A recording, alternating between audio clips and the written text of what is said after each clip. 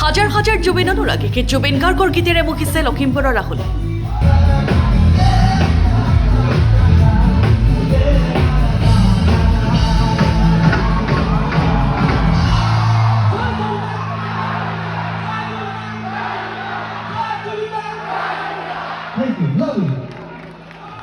ৰাহুলে লতাশিলত জুবিন গাৰ্গৰ গীত পৰিৱেশন কৰোঁতে মঞ্চত উপস্থিত আছিল গৰিমাকাৰ।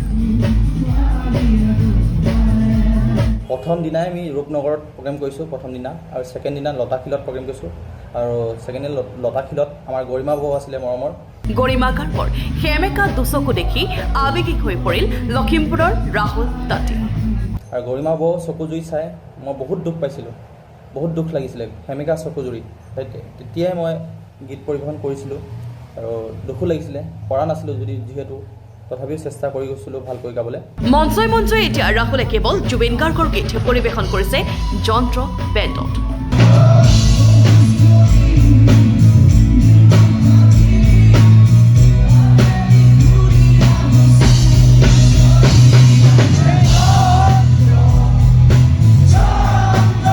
ৰাহুলৰ কণ্ঠত জুবিন গাৰ্গৰ গান শুনি আপ্লুত হৈ যন্ত্ৰ বেণ্ডত গীত পৰিৱেশন কৰিবলৈ সুযোগ দিছিল পাৰ্থ গোস্বামী।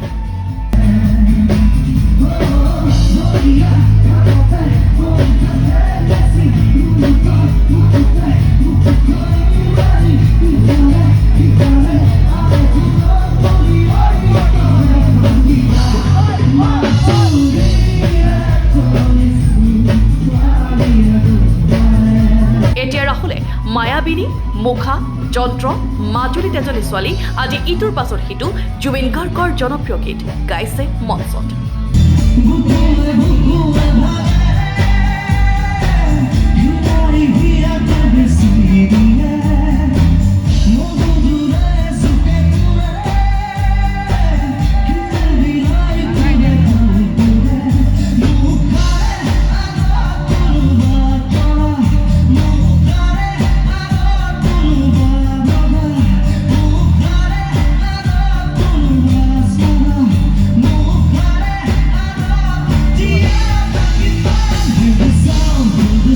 ৰাহুলক জুবিন গাৰ্গৰ গীতসমূহ গোৱাত সহায় কৰিছে ৰাজা বৰুৱা, পাৰ্থ গোস্বামীকে ধৰি যন্ত্ৰ বেণ্ডত থকা জুবিন গাৰ্গৰ সহযোগীসকলে।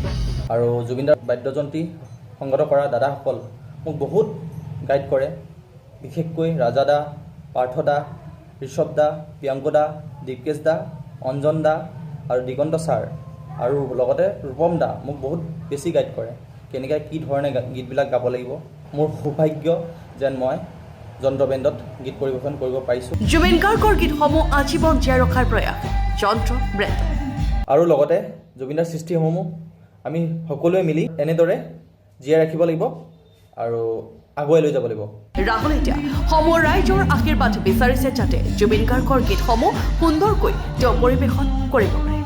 নমস্কাৰ, মই ৰাহুল তাঁতী। মই এতিয়া বৰ্তমান যন্ত্ৰ বেণ্ডত গীত পৰিৱেশন কৰি আছোঁ জুবিনদাৰ গীতসমূহ। আৰু জুবিনদাৰ গীতসমূহ ইমান সহজ কথা নহয় গাই যাবলৈ, যিমান পাৰোঁ সুন্দৰভাৱে পৰিৱেশন কৰিবলৈ চেষ্টা কৰিছোঁ। আৰু কিবা যদি ভুল হয় ক্ষমা কৰিব, ৰাইজৰ আশীৰ্বাদ বিচাৰিছোঁ যাতে মই অলপ আগুৱাই যাব পাৰোঁ। Bureau report, Lakhimpur today.